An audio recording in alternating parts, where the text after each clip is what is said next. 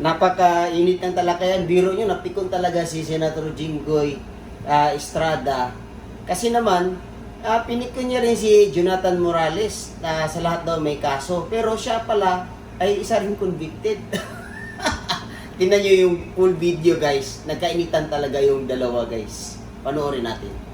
Hindi naman po maganda yung sinasabi ni ni Senator Jinggoy Estrada patungkol sa akin. Para namang ako talagang hinuhusugahan ako'y may kaso pa lang at hindi pa napapatunayan sa hukuman.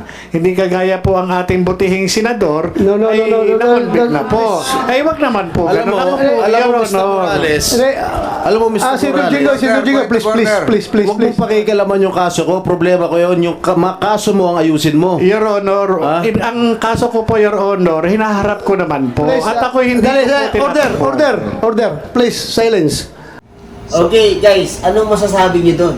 So huwag niyong kalimutan i-comment sa ating comment box kung ano yung mga comment at saka suggestion niyo kasi alam natin na meron tayong kanya-kanyang opinion.